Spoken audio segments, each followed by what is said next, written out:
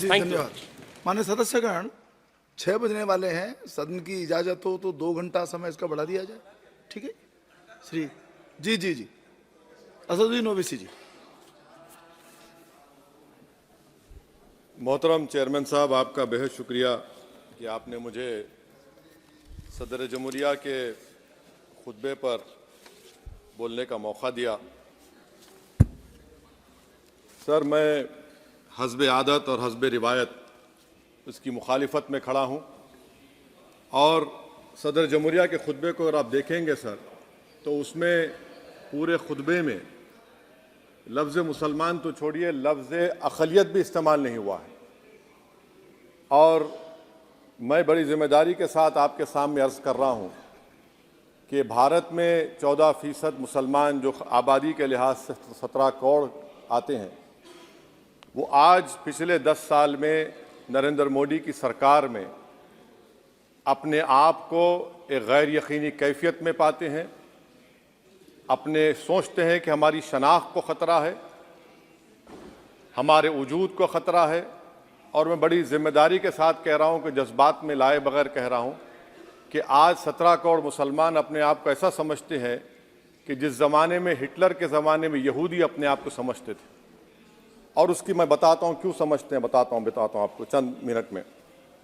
Sir, मिसाल के तौर पर आप देखिए, खुतबे सदारत के हिस्से तहरीर का 32वां पैराग्राफ 32 पैराग्राफ में ड्रॉप आउट रेट का जिक्र हुआ, स्कूलों में इंदराज यानी एनरोलमेंट का जिक्र हुआ, एससीज का नाम लिया गया, एसटीज का नाम लिया गया, ओबीसीज का नाम लिया गया, लफ्ज़ अक़लियत का नाम नहीं लिया गया, मुसलमान तो छोड़िए। और सबसे ज़्यादा ड्रॉप आउट इस मुल्क में अगर स्कूलों में है तो मुसलमानों में है। सबसे कम एनरोलमेंट अगर है तो मुसलमानों में हायर एजुकेशन में। गवर्नमेंट का डेटा है सर कि मुसलमानों का जो स्टूडेंट ड्रॉप आउट है वो 14.42 से क्लास 1 से शुरू होता और वो क्लास 6 और 8 को पहुंचे अब तक वो 10.76 को पहुंचता है। ये गवर्नमेंट का डेटा है, यानी क्लास 1 से क्लास 6 8 तक ये हाल है। आपने क्या किया सर इस बजट में? प्री मैट्रिक स्कॉलरशिप को सिर्फ 9th क्लास तक महदूद कर दिया और इसमें आपने पैसे कम कर दिए प्री मैट्रिक स्कॉलरशिप में। और सर 2022-23 का बजट आप देखिए, 5026 करोड़ रुपए दिए गए थे, जिसमें से सिर्फ 663 करोड़ इस्तेमाल हुए। अब आप आ जाइए सर, AISHE का डेटा है कि हायर एजुकेशन में मुसलमानों का 8.5 ड्रॉप आउट रेट हुआ है। 2020-21 में गवर्नमेंट का डेटा बता रहा है कि 1,80,000 मुसलमान हायर एजुकेशन में नहीं है। प्री मैट्रिक स्कॉलरशिप को आपने 423 करोड़ था, उसको आपने इस साल 326 कर दिया। मौलाना आज़ाद फेलोशिप को 45 करोड़ कर दिया। MCM जो 44 करोड़ था 33 करोड़ कर दिया। बताइए, जो सबसे ज़्यादा जिसका कम्युनिटी का ड्रॉप आउट रेट है और जो हायर एजुकेशन नहीं, उससे आप ये बर्ताव करते हैं।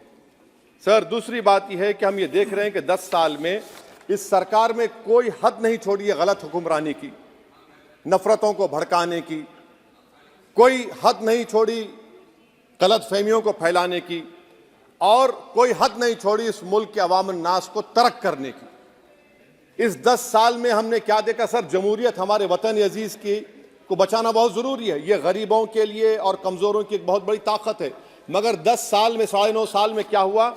सिर्फ एक शख्स को मजबूत कर दिया गया, एक मजहब को मजबूत कर दिया गया, एक आइडियोलॉजी, एक नज़रिए को मजबूत कर दिया गया, एक शनाख्त को सब शनाख्त के आगे दूसरी शनाख्तों को मिटाने की कोशिश की गई, एक ज़बान को मजबूत कर दिया गया। तो हमारी जमहूरियत तो खोखली हो चुकी है। और सर, कोई भी हुकूमत और पार्टी सिर्फ जबर और इस्तेसाल पर कायम नहीं रह सकती है सर। दूसरा पॉइंट सर जो मैं आपके सामने अर्ज करना चाह रहा हूं, CAA के कानून के ताल्लुक से मरकजी एक वजीर ने अखबार में बयान दिया कि हम 8 दिन में करने वाले हैं।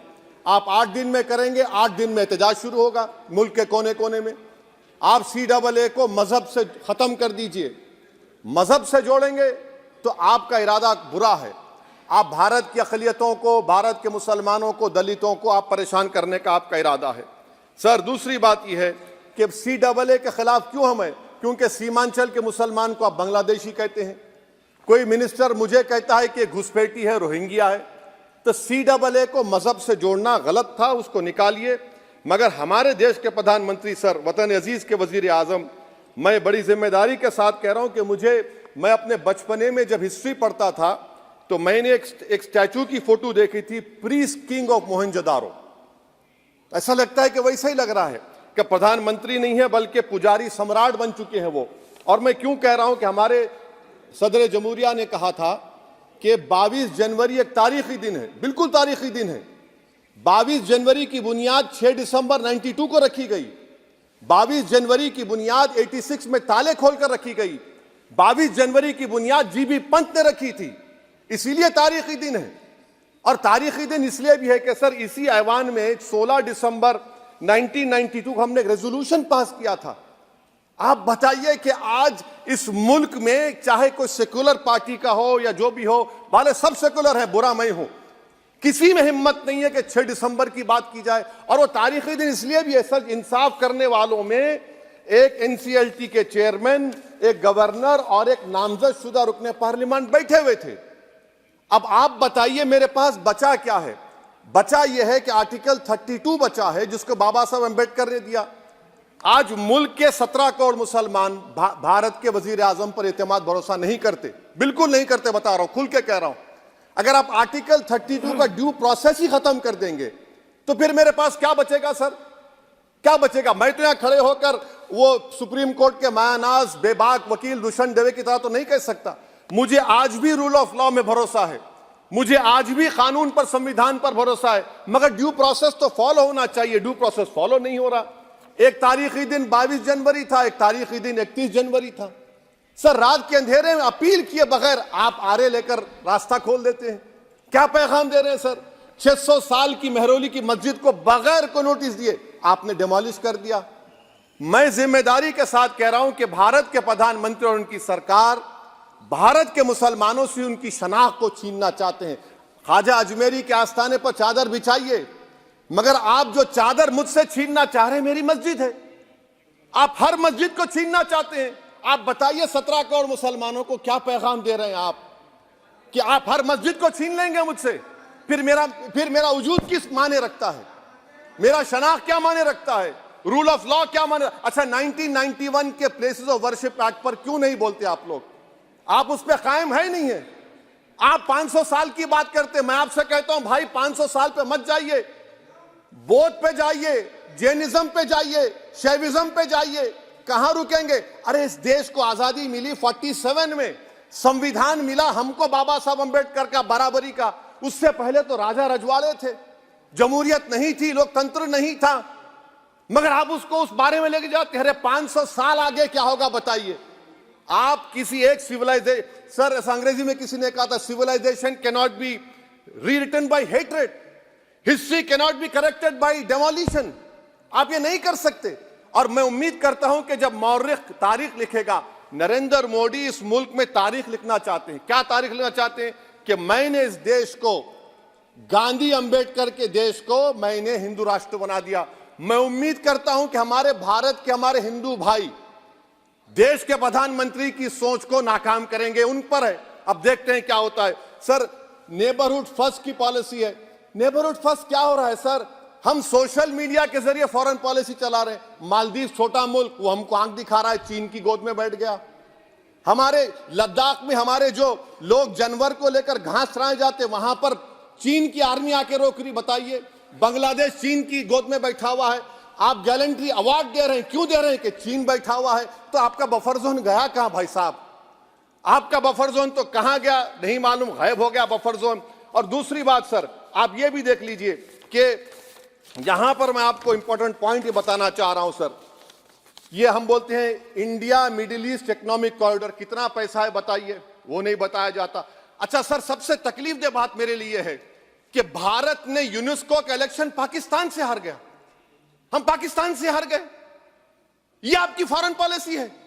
यूनेस्को के इलेक्शन में पाकिस्तान से हार गए। अच्छा, मामला इजराइल का, फलस्तीन का, गाजा का आया, अक्टूबर में 10,000 लोग मर गए, हमने यूएन में सीज फायर की तायीद नहीं की। दिसंबर आया, 20,000 मर गए, तो हमने तायीद कर दी। क्यों तायीद की? क्योंकि ग्लोबल साउथ को हमको फॉलो करना पड़ रहा है।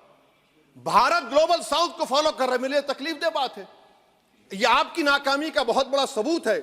इसीलिए हम बता रहे हैं कि यह सरकार की बहुत से नाकाम। सर, अलीगढ़ मुस्लिम यूनिवर्सिटी, आखिरी पॉइंट, अलीगढ़ मुस्लिम यूनिवर्सिटी, सर आप उत्तर प्रदेश से आते हैं, सर 81 में एक्ट पास हुआ, हमारा लॉ ऑफिसर कोर्ट में कहता है कि मैं पार्लियामेंट के एक्ट को नहीं मानता।